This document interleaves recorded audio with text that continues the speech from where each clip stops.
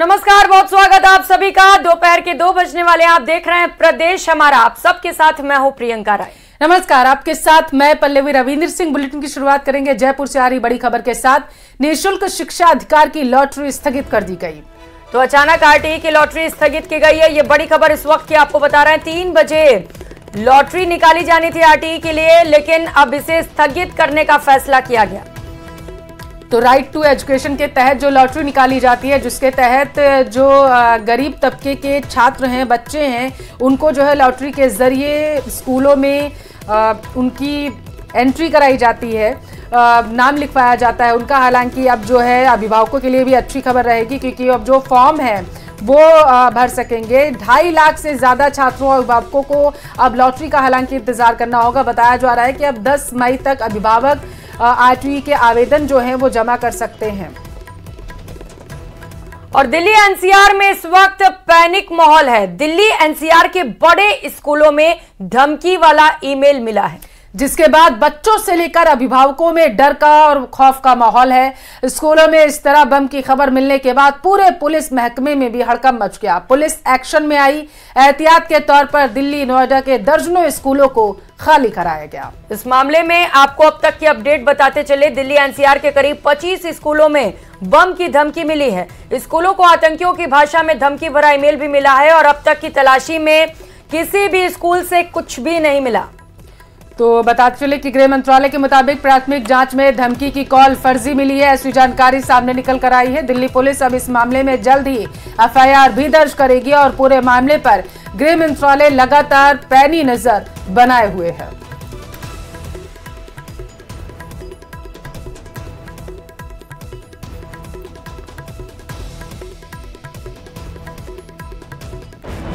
तो लोकसभा चुनाव के बीच दिल्ली एनसीआर से आई एक खबर ने हड़कंप मचा दिया। खबर है कि दिल्ली, नोएडा के कई स्कूलों को बम से उड़ाने की धमकी दी गई, जिसके बाद आनन फानन में सभी स्कूलों को खाली कराया गया।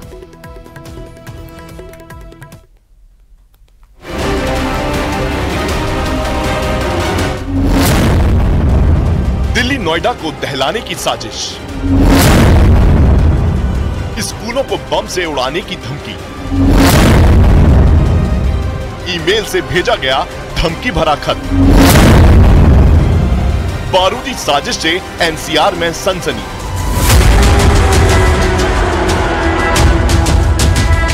बुधवार की सुबह सुबह आई इस खबर ने पूरे देश में हड़कंप मचा दिया। 1-2 नहीं, कई स्कूलों को बम से उड़ाने की धमकी दी गई। Sanskriti School Chanakyapuri, DPS Dwarka, Shri Ram World School Dwarka, Sachdeva Global School Dwarka, GD Goenka Sarita Vihar, Saint Thomas Chhawla, DPS Vasant Kunj, DAV दक्षिण पश्चिम Delhi, DAV Shreshtha Vihar, DAV Vikaspuri, Mother Mary Mayur Vihar Phase 1, Amity School Saket, Amity School Pushp Vihar, Springdales, Pusa Road, DPS Noida और डीपीएस ग्रेटर नोएडा जैसे नामचीन स्कूलों को बम से उड़ाने की साजिश के ईमेल ने हर किसी की नींद उड़ा दिया। जानकारी के मुताबिक ये ईमेल दिल्ली इंग्लिश एकेडमी के नाम से भेजा गया है, जिसके बाद एक एक करके सारे स्कूलों को खाली कराया गया। देखिए, एक मेल के माध्यम से सूचना प्राप्त हुई थी कि डीपीएस में कोई धमकी भरा कार्य हो रहा है। उसके विषय में तत्काल सभी ऑफिसर्स मौके पर पहुंचे, जिसमें हमारी AS check team, BDDS team के साथ साथ फायर ब्रिगेड और सीनियर ऑफिसर्स मौके पे हैं। सभी जो बच्चे हैं उनको सकुशल घर भेज दिया गया है। सुबह 4:15 बजे के आसपास कई जगह सेम मेल कंटेंट सबको मेल किया गया और इसके बाद हमने immediately we swung into action और हमने सारे प्रिकॉशनरी मेजर्स लेते हुए, बच्चों की सिक्योरिटी देखते हुए सब जगह चेकिंग कराई और स्कूल्स एडमिनिस्ट्रेशन के साथ डिसीजन लेते हुए कई जगह को स्कूल्स को बच्चों को जो अपने वो घर भी चले गए हैं और सभी स्कूल्स में चेकिंग अभी जारी है। और ये जो मेल है इस पे इन्वेस्टिगेशन हमारी दिल्ली पुलिस की जितनी भी टेक्निकल इन्वेस्टिगेशन विंग्स हैं सारी कर रही है। धमकी भरे इस ईमेल के बाद एक तरफ स्कूलों को आनन फानन में खाली कराया गया, तो दूसरी तरफ उन बच्चों के परिजनों की फिक्र बढ़ गई जिन्हें सुबह सुबह परिवार वालों ने स्कूल भेजा था। देखिए, मेल आई थी कि भाई कुछ बॉम्ब है कहीं कहीं जगह पे। पर देखिए बच्चे हैं हमारे पास तो हम कोई चांसेस नहीं ले सकते। हमने चेयरमैन से भी बात किया और सारे सीनियर ऑफिसर्स से पुलिस की बात किया, उनका सपोर्ट मांगा और साइमल्टेनियसली हमने बच्चों को ओपन एरिया में निकाला क्लासरूम से और पेरेंट्स को मैसेज किया, बसेस को दोबारा से लाइन अप किया और बच्चों को भेज दिया है।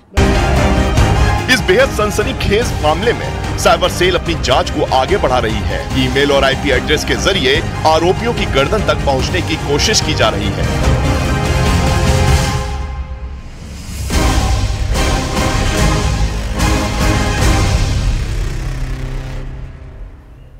जोधपुर में चोरों के हौसले जो हैं वो लगातार बुलंद हैं। उठवालिया में 2 ज्वेलर्स की दुकान को चोरों ने निशाना बनाया, जिसका सीसीटीवी फुटेज भी सामने आया है। चोरों ने दुकानों के शटर तोड़कर नकदी, एलसीडी, डीवीआर सहित सोने चांदी के आभूषण भी चुरा लिए। बोलेरो में सवार होकर आए नकाबपोश चोरों ने इस पूरी वारदात को अंजाम दिया। तो तस्वीरें आपकी टीवी स्क्रीन पर, जहां पर चोर चोरी की वारदात को अंजाम देते हुए नजर आए। फिलहाल पुलिस सीसीटीवी की मदद से चोरों की तलाश में जुटी है। और खबर अजमेर से है, जहां पर नाबालिग का 2 साल तक अश्लील वीडियो बनाकर देह शोषण का मामला सामने आया। पीड़िता के परिजनों ने बताया जा रहा है कि कृष्णगंज थाने में केस दर्ज करवा दिया है। शिकायत के मुताबिक 2 साल से दौसा सिकंदरा निवासी सतवीर सिंह गुर्जर नाबालिग का यौन शोषण कर रहा था। आरोपी ने नाबालिग के अश्लील फोटो और वीडियो बनाए, जिससे आरोपी उसको लगातार ब्लैकमेल करता रहा और उसका दैहिक शोषण किया। पुलिस ने पीड़िता के पिता की रिपोर्ट पर मामला दर्ज कर दिया।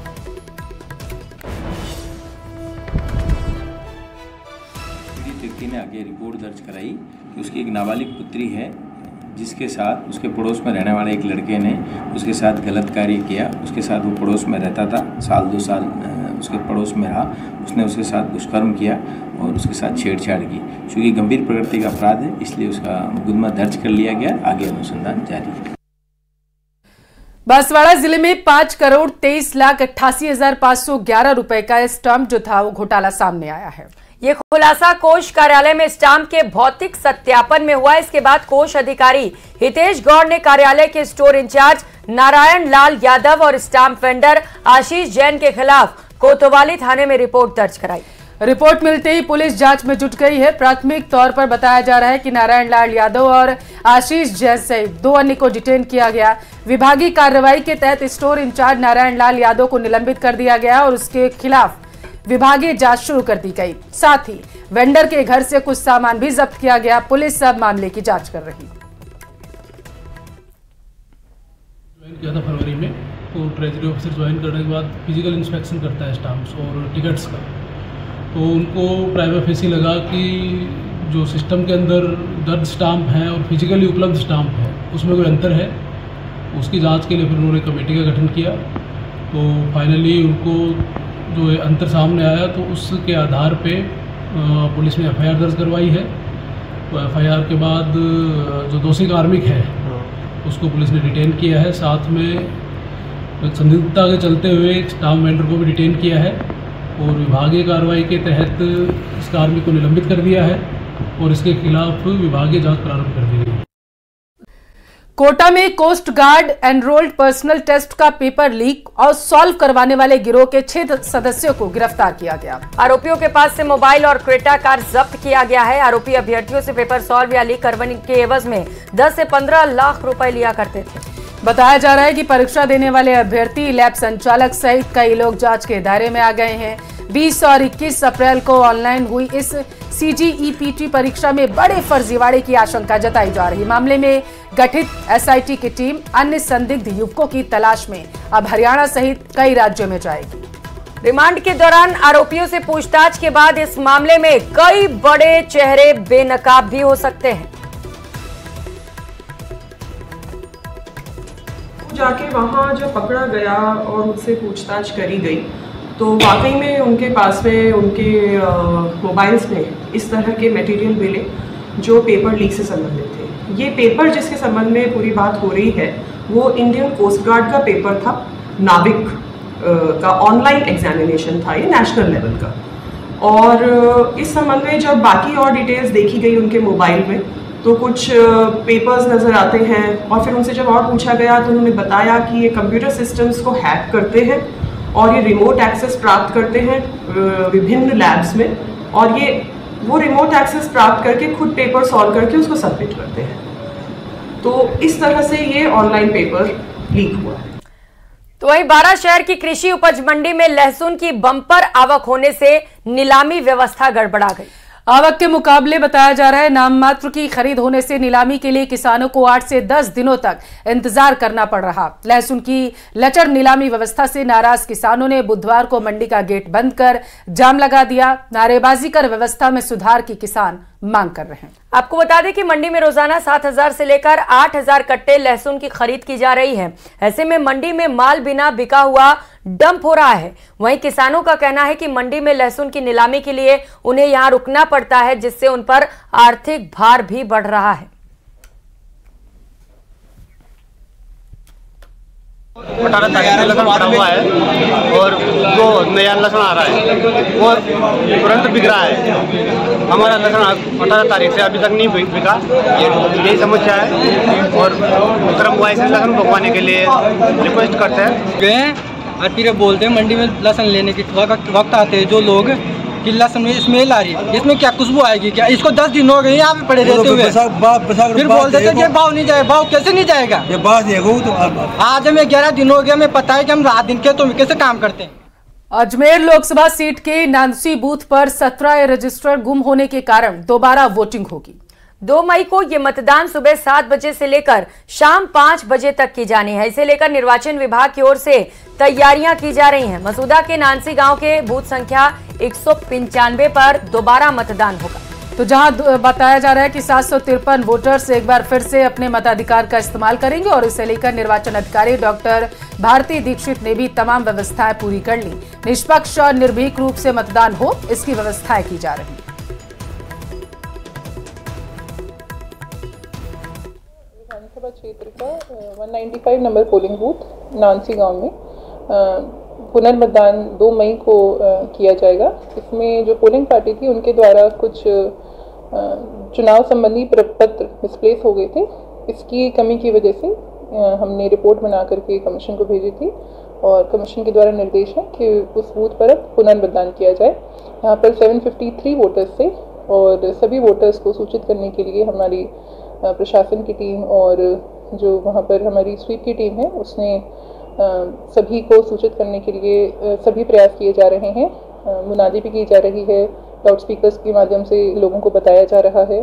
साथ ही साथ जो वोटर इन्फॉर्मेशन स्लिप्स हैं वो भी BLO के माध्यम से घर घर डिस्ट्रीब्यूट की जा रही है। सभी लोगों को अवगत कराया जा रहा है कि 2 मई को वहाँ मतदान रहेगा।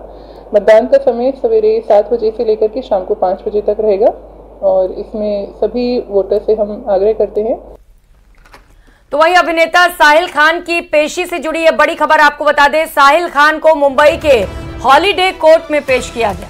15,000 करोड़ घोटाले मामले में हुई गिरफ्तारी और महादेव ऐप मामले से साहिल खान का कनेक्शन जो है वो बताया जा रहा था और इसी वजह से साहिल खान को गिरफ्तार किया गया था छत्तीसगढ़ से। और अब बताया जा रहा है कि पेशी हुई है, रिमांड पे दिया गया था और उसके बाद अब जो है पूछताछ में भी क्या सामने निकल कर आएगा, कोर्ट में क्या कुछ हुआ है, जैसे ही अपडेट सामने आएगा आप तक पहुंचाएंगे। फिलहाल बताते चले कि महादेव ऐप से जुड़े लगातार लोगों पर शिकंजा जो है वो कसता जा रहा है। 15,000 करोड़ घोटाला मामले से जुड़ी ये बड़ी खबर आपको बता रहे हैं। साहिल खान की मुंबई के हॉलीडे कोर्ट में पेशी की गई। दवाओं को लेकर मरीजों को किसी तरीके की कोई परेशानी ना हो, इसके लिए हेल्थ डिपार्टमेंट लगातार अलर्ट है। अस्पतालों में दवाओं की उपलब्धता सुनिश्चित करने के लिए अधिकारियों द्वारा लगातार दौरे भी किए जा रहे हैं। और इसी कड़ी में RMSCL की MD नेहा गिरी SMS के OPD, IPD और ड्रग स्टोर निरीक्षण किया, जहां पर उन्होंने अस्पताल में दवाओं की उपलब्धता के बारे में जानकारी लेने के साथ मरीजों से फीडबैक भी लिया। तो अस्पताल में उपलब्ध जो दवाइयां नहीं हैं उसे लेकर दिशा निर्देश भी दिए गए और उपलब्धता को लेकर उन्होंने सारी जानकारी इकट्ठा की।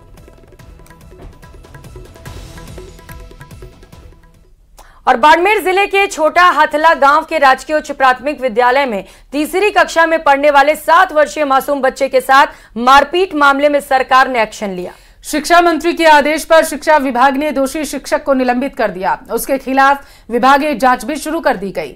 बताते चले कि प्राथमिक विद्यालय की तीसरी कक्षा में पढ़ने वाले जसवंत पुत्र प्रवीण कुमार ने परीक्षा कॉपी में रोल नंबर गलत लिख दिया था, जिसके बाद शिक्षक गणपत पातलिया ने गुस्से में मासूम बच्चे के साथ बेरहमी से मारपीट की, जिससे वह घायल हो गया था और उसे इलाज करने के लिए गुजरात लेकर लाया गया। शिक्षक द्वारा स्कूली बच्चों के साथ मारपीट करने का मामला सोशल मीडिया पर वायरल हो रहा है।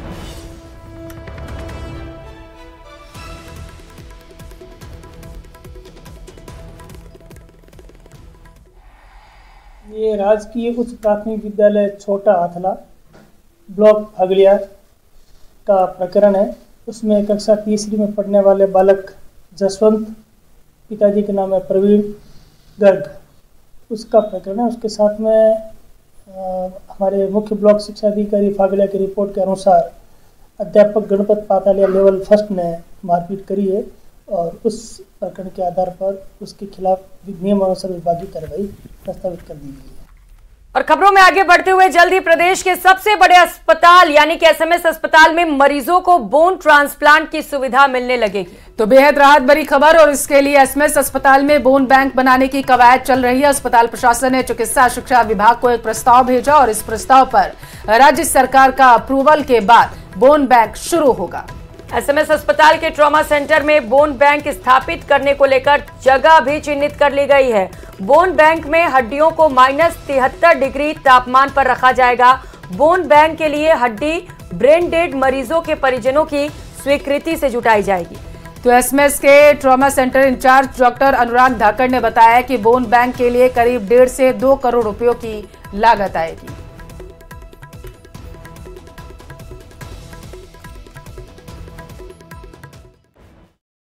अपना भी अपने ट्रॉमा सेंटर में होगी। उसके लिए भी राज्य सरकार के निर्देशानुसार स्थान चिन्हित कर लिया गया है। जो हमारे पूर्व मेडिकल एजुकेशन कमिश्नर थे, कमिश्नर साहब ने मीटिंग लेके और उस बारे में प्रपोजल मांगा था, वो हमने भिजवा दिया और गवर्नमेंट के स्तर पर वो शीघ्र ही अप्रूव होकर उसकी स्वीकृति भी आएगी। इसके अतिरिक्त जो और सुविधा जो ट्रॉमा सेंटर में जुटाई गई है वो है कि नई ईबीजी मशीन हमारी बायोकेमिस्ट्री लैब में लगी है, जिसकी कार्य क्षमता प्रति आवर टेस्ट की काफ़ी अधिक है। जो रिएजेंट्स हैं 15 दिन में हम कितने भी टेस्ट हमारे जो दुर्घटनाग्रस्त जो रोगी हैं उनके एबीजी करने के लिए, उनका एसिड गैप एनालिसिस देखने के लिए जो कि दुर्घटना में आवश्यक होता है, उनकी परिस्थिति को जानने के लिए, आईसीयू के जो पेशेंट्स हैं उनके स्वास्थ्य के लिए, उसकी स्थापना भी अभी प्रतिस्थापित हुई है वो, और वो भी अपनी कार्य कर रही है। झुंझुनू के देवरोड के सरकारी स्कूल के स्टेडियम के खिलाड़ी बंटी ने अंतर्राष्ट्रीय स्पर्धा में कांस्य पदक हासिल किया। मुक्को में आयोजित world para athletics grand prix 2024 में बंटी ने ऊंची कूद में कांस्य पदक जीता है। स्टेडियम के खिलाड़ी की इस उपलब्धि पर स्टेडियम के अन्य खिलाड़ियों, प्रशिक्षकों, जय सिंह धनखड़ और ग्रामवासियों ने भी बंटी को शुभकामनाएं दी। स्टेडियम के खेल प्रशिक्षक जय सिंह धनखड़ ने बताया है कि मोरक्को में world para athletics grand prix 2024 का आयोजन किया गया। इस प्रतियोगिता में 183 सेंटीमीटर कूदकर खिलाड़ी बंटी ने कांस्य पदक अपने नाम दर्ज किया है।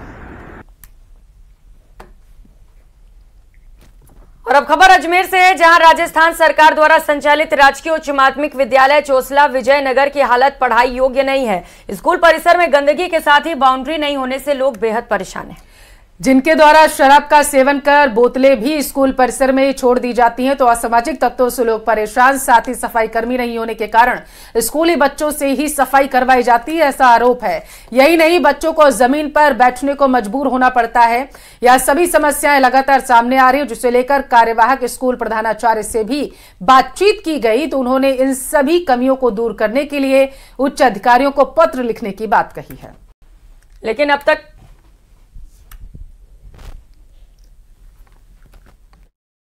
सबसे पहले यहाँ पर सफाई कर्मचारी नहीं है। सफाई कर्मचारी नहीं होने से यहाँ जो खाना बनाने वाली होती है वो हमारे यहाँ सफाई की व्यवस्था कर सकती है। अब आज यहाँ 5वीं बोर्ड का सेंटर है, तो हो सकता है उन्होंने बच्चों से कह दिया हो कि कचरा उठा लो। बाकी नगर पालिका के द्वारा नियुक्त होना चाहिए कर्मचारी, ताकि हमारे यहाँ सफाई हो सके, तो बच्चों को कहने की जरूरत ही नहीं पड़ती। बच्चों के लिए यहाँ पर फर्नीचर है नहीं, बच्चों को हम दरियों पे बिठाते हैं, लेकिन अभी यहाँ 5-7 स्कूलों का सेंटर होने से बच्चे ज्यादा है। अब कुछ बच्चों को दरियों पे बिठाएं और कुछ को नहीं बिठाएं, तो इससे सारे बच्चों को समानता के हिसाब से ऐसे जमीन पे। जयपुर में बुधवार को विश्व मजदूर दिवस के अवसर पर बताया जा रहा है कार्यक्रमों का आयोजन किया गया। इसी के तहत शहर के कई स्थानों पर मजदूरों का स्वागत सम्मान स्वाभिमान कार्यक्रम का आयोजन किया गया। इस मौके पर छात्र छात्राओं ने शहर के चौराहों पर मजदूरों का सम्मान भी किया। साथ ही उन्होंने मजदूरों को उनके अधिकारों के बारे में भी जानकारी दी।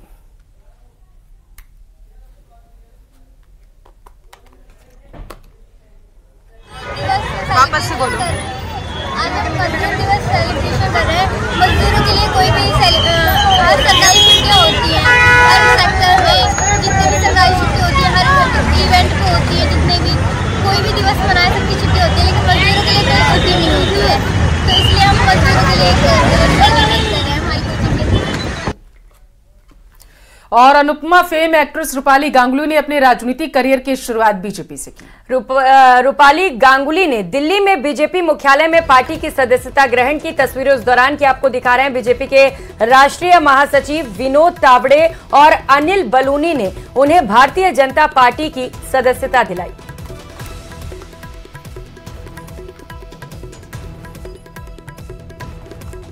अभिनेत्री रूपाली गांगुली ने बीजेपी में शामिल हुई हैं, उनसे हम बात करते हैं। जी रूपाली, आप बीजेपी में शामिल हुई हैं, क्या कुछ ऐसा प्रेरणा रहा जिसके कारण आप बीजेपी में शामिल हुई हैं? प्रेरणा तो वो एक व्यक्तित्व है जो सबकी प्रेरणा बने हैं, चाहे वो भारत में हो चाहे वो भारत के बाहर भी हो। नरेंद्र मोदी जी, जो वो एक नाम, वो शख्सियत, वो व्यक्तित्व, वो नाम में ही इतना तेज है कि लोग अपने आप खींचे चले आते हैं। और मैं भी हमारे माननीय प्रधानमंत्री की सेना में शामिल होना चाहती थी, इसलिए मैंने सोचा कि इससे बेहतर मौका और इससे बेहतर चीज़ क्या हो सकती है कि अगर भाजपा में आप जो उनका होम ग्राउंड है तो वहाँ पर अगर आप उसका एक छोटा भी हिस्सा बन जाओ तो बहुत बड़ी बात होगी। इसके साथ साथ अगर हम जानना चाहेंगे, आप नरेंद्र मोदी की बात कर रहे थे, वो मुख्यमंत्री रहे गुजरात में, उसके बाद 10 साल से प्रधानमंत्री हैं, उनके किस काम को आप सबसे महत्वपूर्ण मानती हैं? जो विकास हम देख रहे हैं पिछले 10 सालों में, जो भारत ने शायद कई सालों में नहीं देखा था, तो जिस तरह से India is growing by leaps and bounds, पूरे दुनिया में जहां भी आप जाएं, पहले आप कहते थे आप इंडिया से आए हैं तो अच्छा ये फ्रॉम इंडिया, अब कहा जाता है कि ओ आप मोदी जी के देश से आए हैं। तो दैट इन इटसेल्फ मेरी आइडेंटिटी हो गई है। या कई हिंदुस्तानियों की जहां बाहर भी रहते हैं तो भी हम मोदी जी के देश से हैं। तो वही एक इट इज द बिगेस्ट, इससे प्राउड क्या हो सकता है। इसके साथ साथ अगर हम जानना चाहें, आप जो है आपने बहुत सारे काम किए हैं, लेकिन आपका जो अनुपमा में जो रोल है वो काफी पॉपुलर है। प्रधानमंत्री नरेंद्र मोदी की अगर बात करें तो महिलाओं के लिए उन्होंने कई काम किए हैं, चाहे वो बेटी बचाओ बेटी पढ़ाओ की बात हो, या फिर महिला आरक्षण की बात हो, या फिर ट्रिपल तलाक जैसे कुरीति से मुक्ति देने की बात हो। महिलाओं को आप क्या संदेश देना चाहेंगे, क्योंकि महिलाएं जो है आपको अनुपमा से बहुत लोग कनेक्ट करती हैं, पसंद करते हैं। विमेन एम्पावरमेंट ये बस अब एक टर्म नहीं रह गया है, अब ये एक जो हर औरत का सपना होता था वो साकार हो गया है। और अगर हम आज मेरे शो में भी इसके बारे में अगर हम बात करते हैं, नारी शक्ति के बारे में बात करते हो, तो सच में नारी को आज इतनी शक्ति दी गई है कि वो अपनी जिंदगी बदल दे। और ये मोदी जी ने किया है, चाहे वो ट्रिपल तलाक हो या फिर एजुकेशन हो या फिर बच्चियों के लिए हो। सच में जिस तरह से उन्होंने विमेन एम्पावरमेंट में भी विकास किया है या पॉजिटिव चेंजेस लाए हैं, दैट इज कमेंडेबल। कैप्टन चंदन पटवाल के साथ विनीत कुमार, न्यूज 18 दिल्ली। राजस्थान विधानसभा अध्यक्ष वासुदेव देवनानी अपने निर्वाचन क्षेत्र के दौरे पर रहे। इस दौरान उन्होंने कचहरी रोड स्थल पर नाले के निर्माण में हो रही लापरवाही की शिकायत पर निरीक्षण करते हुए अधिकारियों को फटकार लगाई। देवनानी ने कहा है कि 2 से 2.5 महीने से लोग परेशान हैं। उन्होंने आज RSRDC के अधिकारियों को चेतावनी देते हुए कहा कि अधिकारियों की लापरवाही बर्दाश्त नहीं की जाएगी। ठेकेदार अगर लापरवाही करता है तो उसे ब्लैकलिस्ट किया जाएगा। मुझे बताया कि काफ़ी दिन से वो परेशान है। यहाँ पर नाला जिस समय एलिवेटर रोड बन रही थी उसके साथ साथ वो प्रोविज़न है कि नाला भी बने, लेकिन एलिवेटर रोड बन भी गई, ट्रैफिक भी चालू हो गया, लेकिन इनके कानों पे जूं तक नहीं रहेंगी। जब बात आगे बढ़ी तो प्रशासन ने, प्रदेश ने, जिला प्रशासन ने इनको निर्देश दिए तो इन्होंने काम शुरू किया। लेकिन अभी भी बड़ी दर्दनाक बात है। और चलिए इसी के साथ फिलहाल के लिए इस बुलेटिन में बस इतना ही। हम दोनों को दीजिए इजाजत। नमस्कार।